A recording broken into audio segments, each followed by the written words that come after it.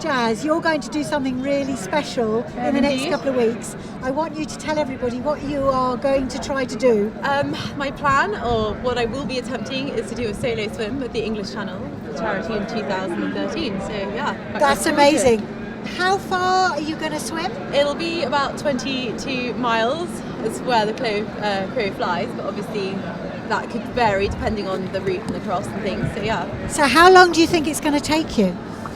They say probably about 12 hours. Again, dependent on weather, dependent on the conditions of the sea. There's a lot of external factors that you have to take into account. So really, it's probably going to be about 12 hours thereabouts. That's amazing. So 12 hours in very cold water. How do you manage to stay in the water for 12 hours? Do you get a chance to stop and have something to eat?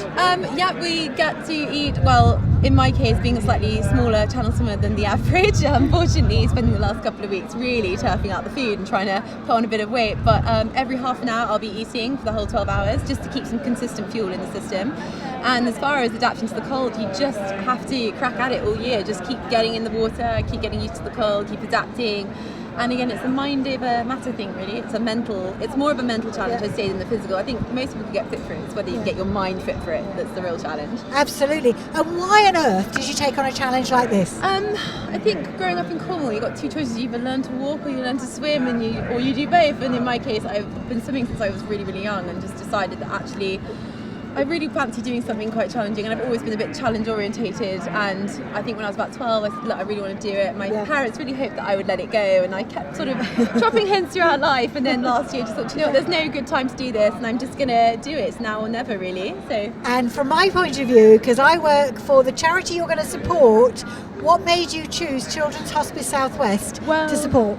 It's a charity that we've always had around and with us, so I decided when I was younger that it was something I always wanted to support. My grandmother, who unfortunately died of cancer 2 years ago, was a massive supporter of the charity, and I sort of made a promise to her that I would do this swim for the charity, and it was a charity that meant a lot to the family as a whole. And I've been fortunate enough to go down to the hospice and see just the beautiful, incredible work that they've done there, and decided that actually that is a cause worth doing. And I'm from the southwest, and it would be a criminal not to support a local charity, really, especially one like this. Well, that's lovely to know that you're going to keep that money that's raised locally. Oh, absolutely. It's really important, I think, for lots of people, actually. Well, I think it's one of those things that gets bypassed a lot, and I think, well, if that ever was me one day that may need that help, I know it's there, and I know that I put something towards it, and it's important to support what's local and around you. So how can people that may watch this interview in this afternoon, how can they help you? Well, obviously we have a text number which will be on my Just Giving page, so if you go to www.justgiving.co.uk/Jazmin Buxton Channel Swim 2013,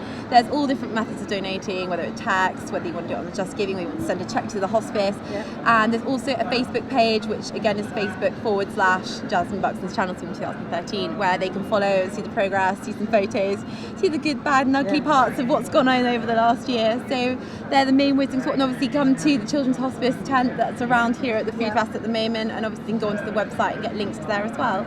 Basically, if anybody wants to know a little bit more about what you're doing, yes, I think the easiest thing is to go onto a Facebook. Absolutely. And just put your name at the top in that bar. Yeah, I'm sure everybody will find you I through that way. I don't think there's many other Jazmin Buxtons trying this. So.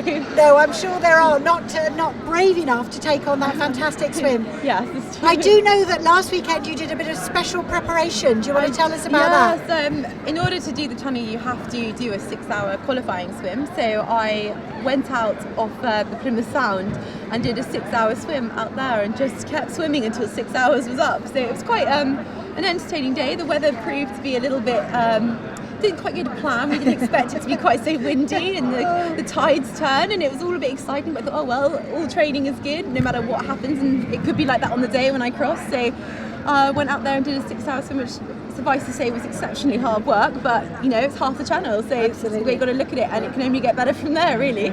Well, and I also know you went up to Dover yesterday, so who did you meet? I did. I went up and met my ye old faithful pilot, Reg, who will be taking me across the channel, and saw his boat, and met the team that will be getting me across, who are all fantastic. They're all incredibly lovely. They're, they've done this for years. For 45 years they've been doing this, so my fate's in their hands. I have to trust their judgment and what they've done, and so went and met them, saw the boat, and then went for a quick swim in the Dover Straits just to make sure that the water temperature was to my liking. And suffice to say, it's pretty much the same down here as it is up there. So, but nevertheless, made me feel a bit better. And stood on the beach and saw France and saw where I'd be taking off from. So it's all becoming very real and exciting now.